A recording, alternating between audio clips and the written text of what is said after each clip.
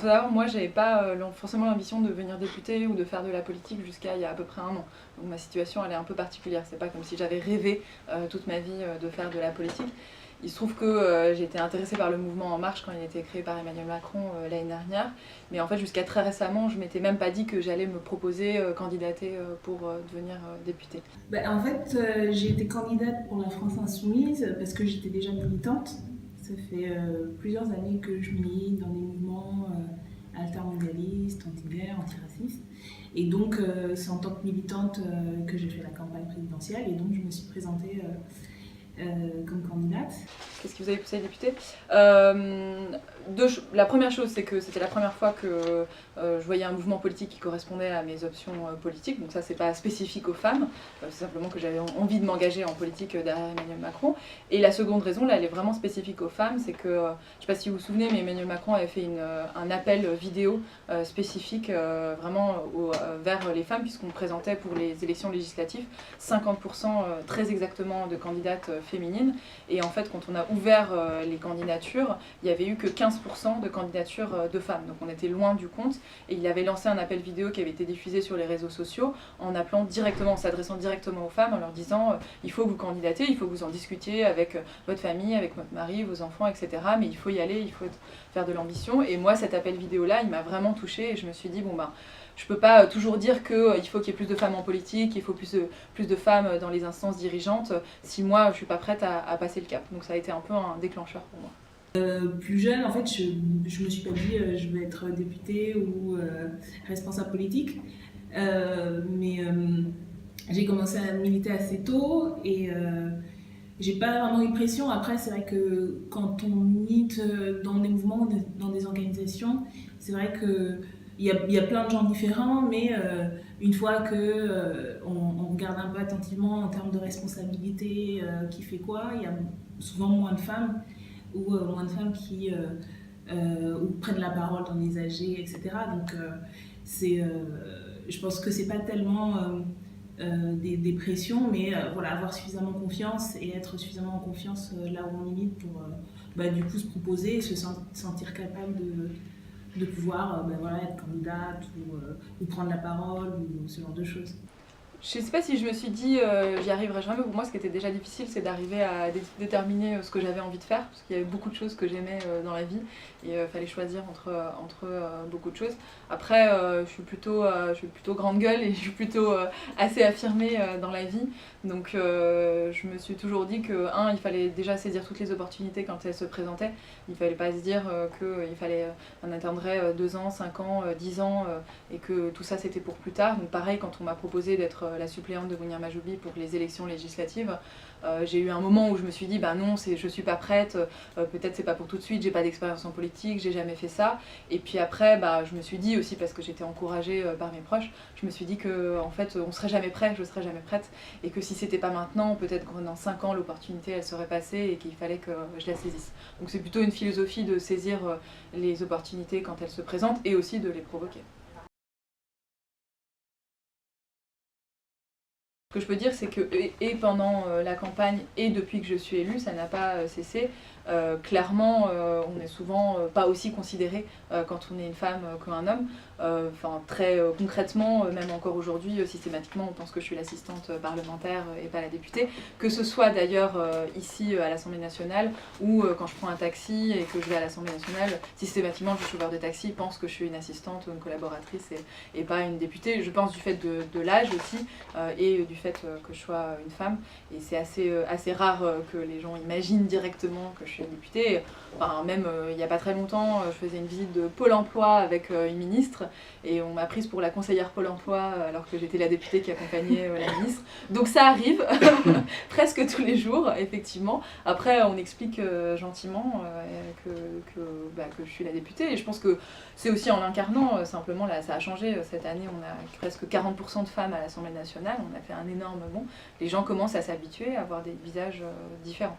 Donc je dirais pas que j'ai été victime de discrimination. Par contre, c'est sûr que tous les jours, d'une manière ou d'une autre, il y a une remarque qui me rappelle que je suis une femme et qu'on ne pose pas le même regard sur moi que peut-être sur un homme. Après, c'est plein de petites choses. Encore une fois, c'est le fait que, faut, par exemple, on va avoir, en tant que femme, on va plus souvent vous couper la parole quand vous parlez ou dire que vous parlez trop ou trop fort, alors que quand un homme dire la même chose et parler très longtemps, on lui fera pas les mêmes remarques.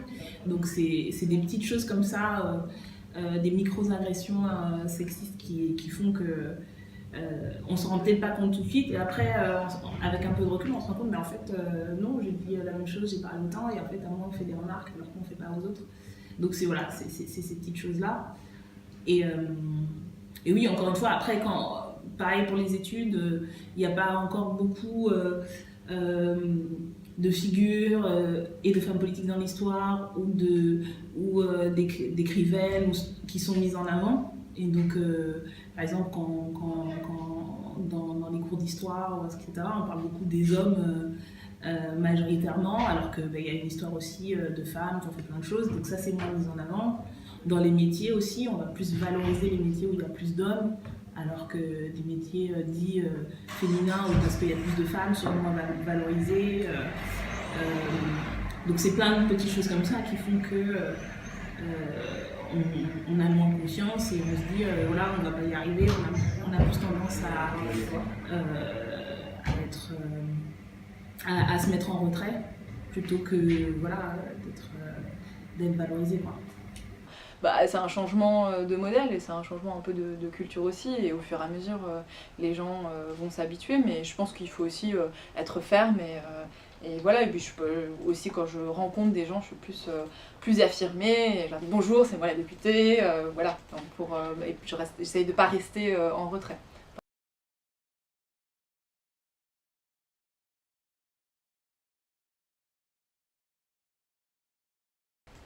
Alors, on a des parcours très différents, parce que lui, ça fait longtemps qu'il fait de la politique et il a fait beaucoup de politique en interne, donc il a monté les échelons, on va dire. Pour moi, c'était vraiment différent puisque c'était pas du tout ce que j'avais prévu, encore une fois, et donc c'est arrivé en l'espace de même pas un an, de moins de 6 mois, on va dire.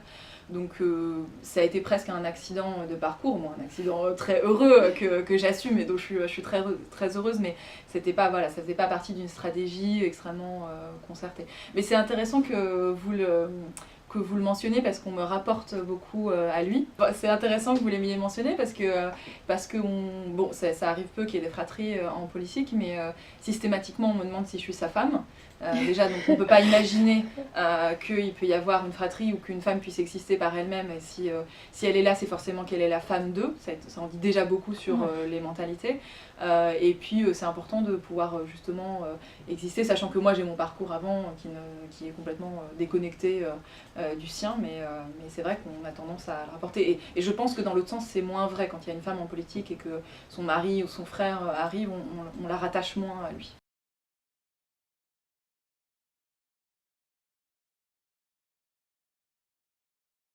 C'est un problème général parce que c'est pas juste en politique, c'est de manière dans toute la société, dans le monde économique, dans le monde culturel. On voit bien qu'il y a moins de femmes qui ont des responsabilités, et je pense que c'est un problème général du sexisme et du fait que voilà, la culture sexiste et puis le fonctionnement des institutions ne permet pas qu'il y ait plus de femmes qui aient des responsabilités en politique en particulier. C'est-à-dire, par exemple, le fait d'être candidat. Alors, depuis la loi sur la parité, il y a eu quand même un petit peu d'avancée, mais il a fallu une loi qui oblige, qui contraigne un petit peu, et encore, ça a avancé lentement. Et donc, par exemple, le fait d'être candidate sur des circonscriptions qui sont gagnables, et donc il y a comme ça voilà, plusieurs obstacles à franchir qui font que voilà, en politique, mais comme au niveau économique, même sans être en responsabilité, le fait que les femmes ont toujours je crois c'est autour de 25% de salaire en moins que les hommes, qu'elles font la majeure partie, la très très grande majorité des tâches domestiques dans la famille. Et voilà, donc c'est quand même un problème, on va dire, structurel plus large, et qui se reproduit en politique, dans les médias, ailleurs, quoi. Déjà, il y en a de plus en plus, ça c'est la bonne nouvelle. C'est vrai qu'il n'y en a toujours pas assez, mais il y en a de plus en plus, notamment cette année. Je trouve qu'il y a un gros changement avec le fait qu'on atteint 40% de femmes à l'Assemblée nationale. Il y a tout un tas de raisons. C'est peut-être moins dans l'éducation des filles que de les pousser à aller vers la politique ou vers des postes de responsabilité. C'est vrai aussi quand on va dans les matières scientifiques, quand on voit les femmes ingénieures, etc., sur tout un tas de domaines de la société. Il y a un problème d'autocensure, c'est ce que vous disiez tout à l'heure sur les femmes ont plus tendance à se dire je vais pas y arriver, c'est pas pour moi, etc. Et puis après, il y a un autre problème aussi d'équilibre avec la vie privée, avec la vie personnelle. Quand une femme est enceinte, quand une femme a des enfants, il faut aussi pouvoir équilibrer ça. Et je vois que mes collègues députés femmes ou hommes gèrent d'une manière tout à fait différente l'équilibre entre vie professionnelle et vie privée, sachant que être député c'est extrêmement prenant, on finit souvent à 1h du matin. Pour ceux qui sont députés en province, il y a toujours des allers-retours. Les femmes se posent très régulièrement la question de est-ce que je vais aller chercher mes enfants à 18h à la crèche. Certains hommes le font aussi, mais majoritairement un peu moins quand même, je trouve, par rapport à ça, ils se posent moins... c'est un réflexe qui est moins présent, qui l'est de plus en plus, mais qui est moins présent, de comment est-ce qu'ils vont équilibrer leur temps passé ici à l'Assemblée et leur temps avec leur famille. Peut-être un biais de la presse, mais ça je saurais pas dire. Je pense que maintenant les médias et la presse font quand même un effort considérable pour justement par exemple quand ils font un plateau télé, inviter des femmes et pas que des hommes. C'est vrai il y a quelques temps il y avait encore que des hommes sur les plateaux télé, maintenant ils font un effort considérable. Je ne sais pas si les femmes se font moins entendre, mais je trouve quand même que ça a pas mal changé cette année. Et si vous regardez globalement dans les médias, il y a quand même beaucoup de femmes qui sont invitées, qui parlent, qui s'expriment, etc.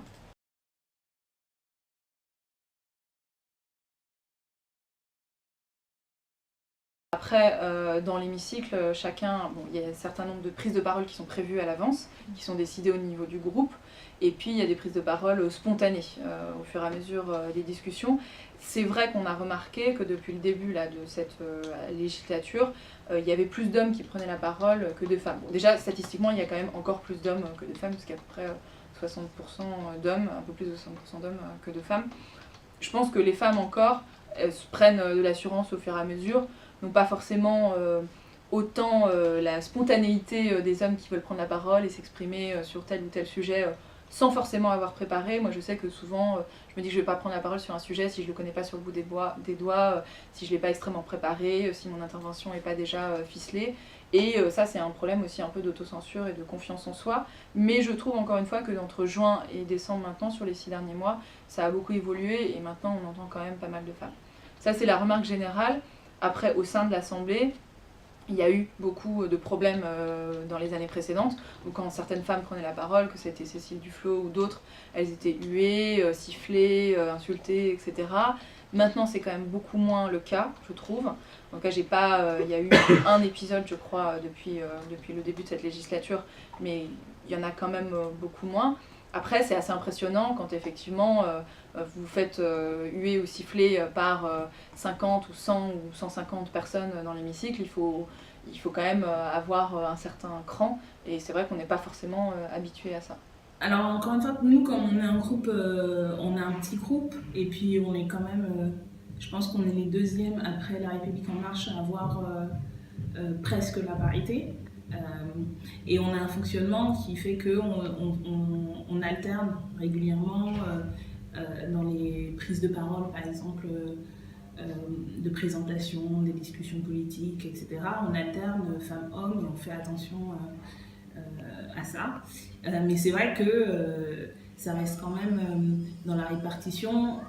Je pense qu'il y a une question de confiance et de se dire, voilà, ce qu'on dit est aussi important que n'importe quel autre député homme, notamment.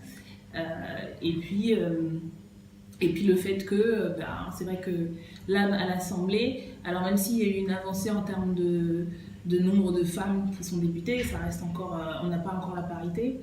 Et aussi, par exemple, le président de l'Assemblée, c'est encore un homme.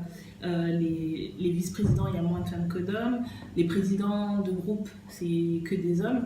Donc tout ça, ça fait que il y a toujours un déséquilibre et qui fait que ça renvoie aussi, ça donne pas une confiance en se disant on est à égalité et on doit pouvoir parler, quoi. Donc, je pense qu'il faut des règles, moi je pense qu'il faudra des règles strictes pour imposer la parité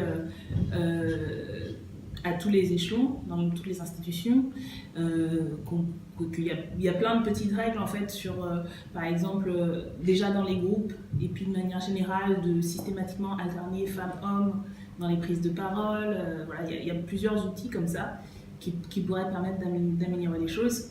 Et puis oui, il faut se battre là-dessus, sur le fonctionnement de l'Assemblée, le fonctionnement des groupes. Il y a encore beaucoup de choses à faire, ça c'est sûr.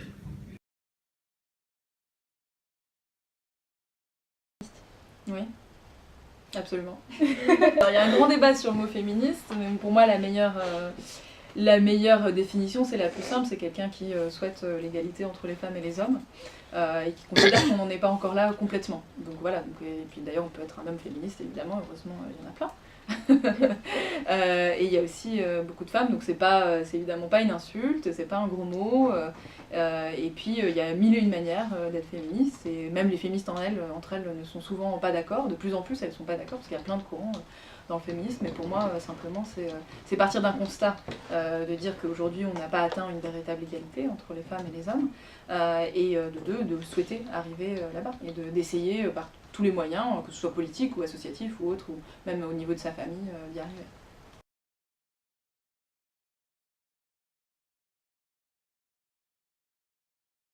Bon, alors déjà, le mouvement, c'était quand même un des seuls mouvements à avoir réellement fait appliquer la règle de 50% de femmes candidates pour les législatives.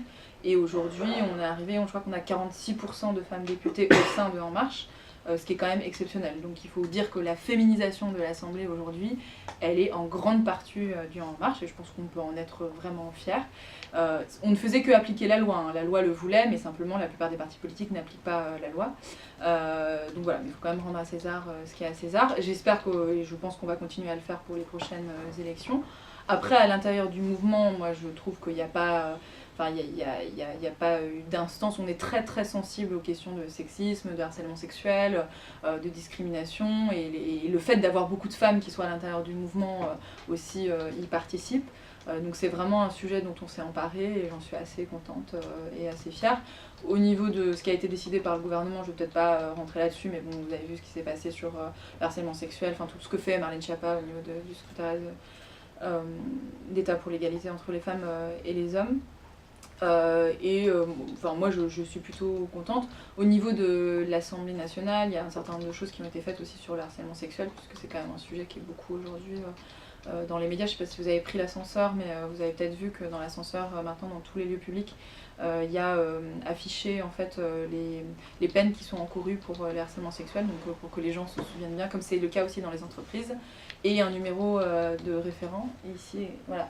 En gros, pour toutes les personnes qui seraient victimes de harcèlement, elles ont un numéro et une personne à contacter directement, qui peuvent écouter leurs plaintes à l'intérieur de l'Assemblée. Donc on y va. Après, ça ne veut pas dire que les mentalités ont tout d'un coup changé du tout au tout. Mais ça c'est un travail de longue haleine. C'est la grande cause nationale, c'est la seule grande cause nationale aujourd'hui, c'est l'élimination des violences contre les femmes et l'égalité femmes-hommes.